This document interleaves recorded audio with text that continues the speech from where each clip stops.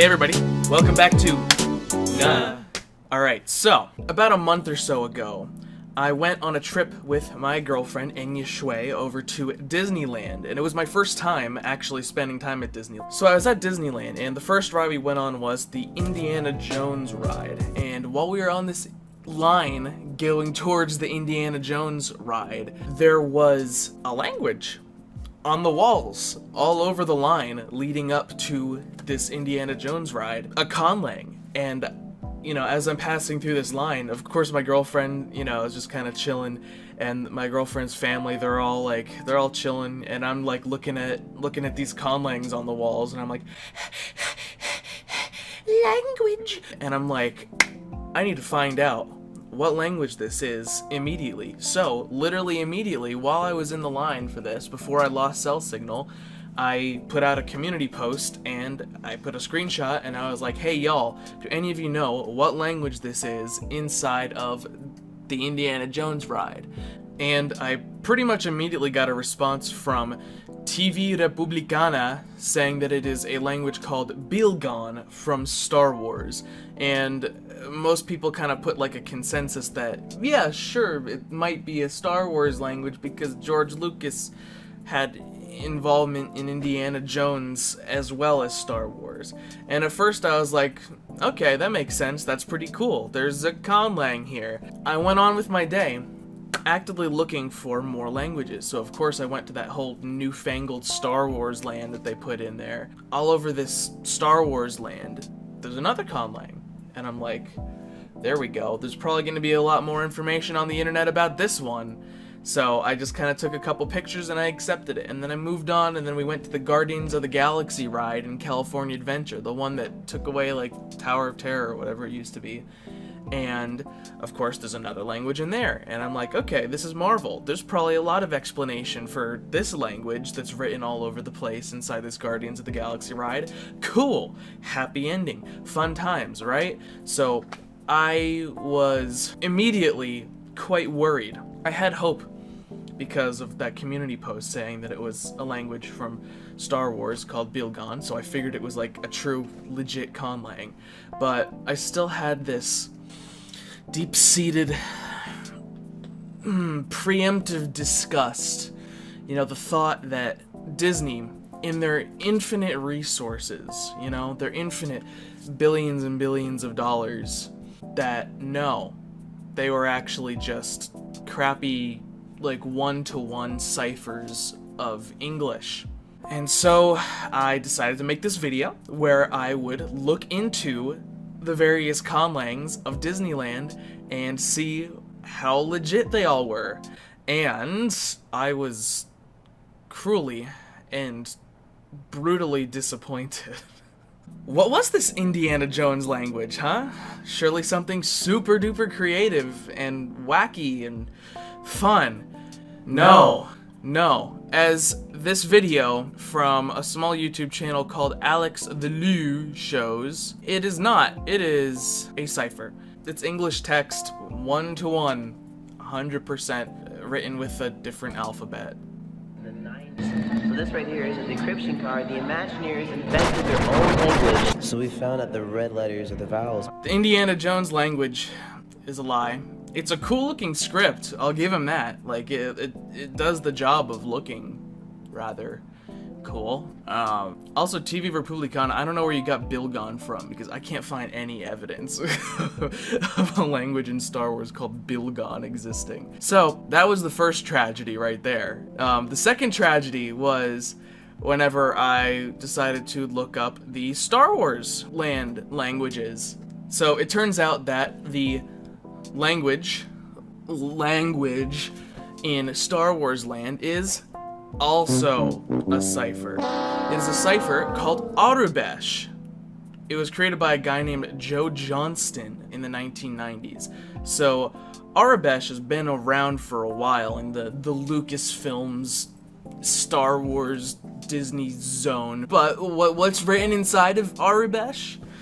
It's Galactic Basic. Galactic Basic is essentially Star Wars' in-universe reason for most but not all of the characters speaking English. Galactic Basic is just English, and you could say like with like a Rick and Morty brain, you know, like there's an infinite amount of universes with an infinite amount of possibilities, so it was inevitable that English would inevitably happen in exactly the same way again, kind of mentality, which I think is fair. It's fair, but the fact that this Autorbesh text that is plastered all over Star Wars Land and made in the past couple years, you know, Star Wars Land like just came out. Whenever Disney took over Star Wars, maybe they would make some like actual legit Conlangs, and then they would put some actual legit Conlangs all over the place, but no, it's just ciphers.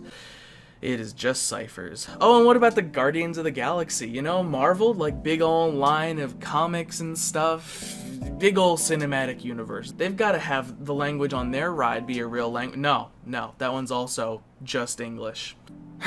Okay, now, if we take a step back, not everyone's a conlanger, right? You could say, oh yeah, they're all just ciphers so that it is more accessible to people, right? The Star Wars Land one, the Autorbesh, like there's an app that you can download. There's literally like an app that can help you translate and decode the text that's written in Star Wars Land, which is kind of cool.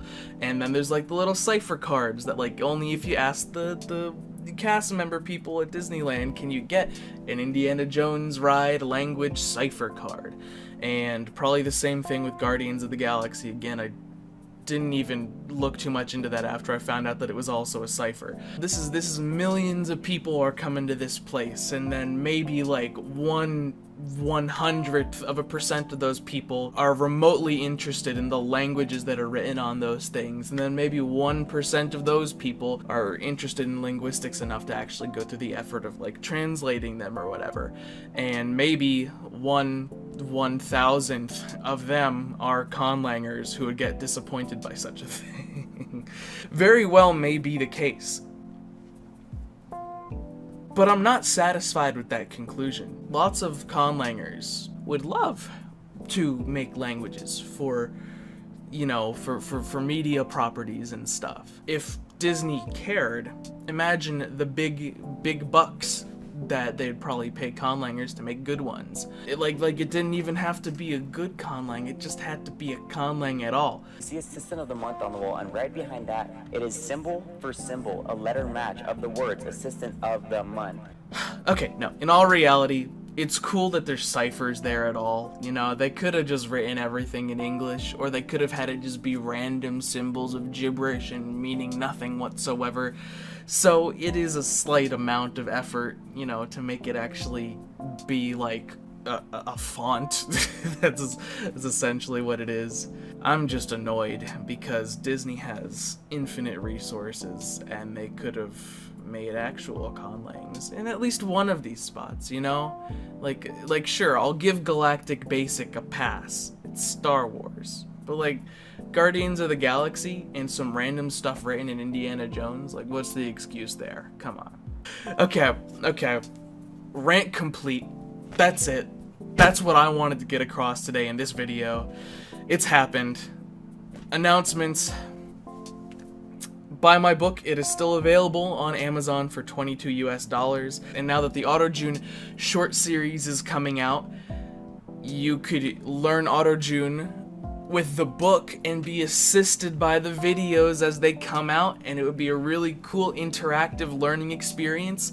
Also, I am cross-posting those shorts onto TikTok because I made an Agma Schwa TikTok account that is plot twist called Agma Schwa.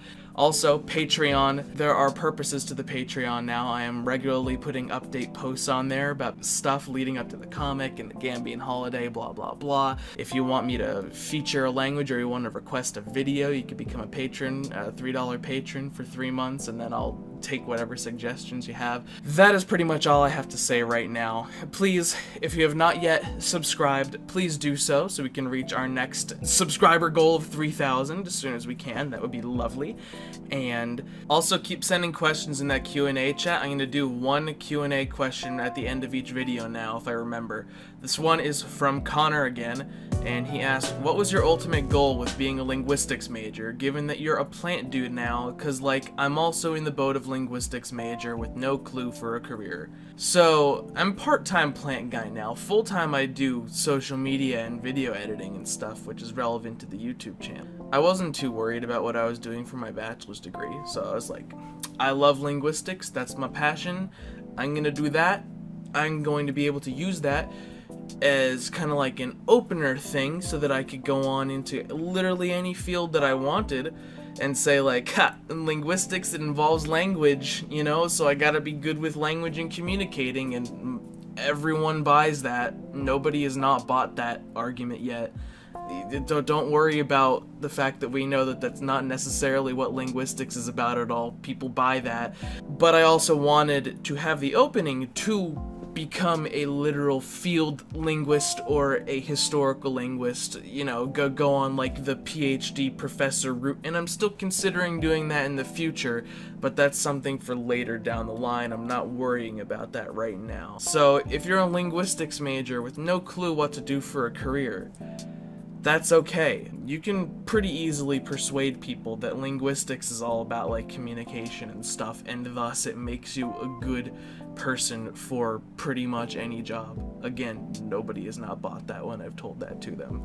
Until next time, it has been I, Nga, wearing a very cozy shirt, and I will see you all in the next video. I am out. Mwah.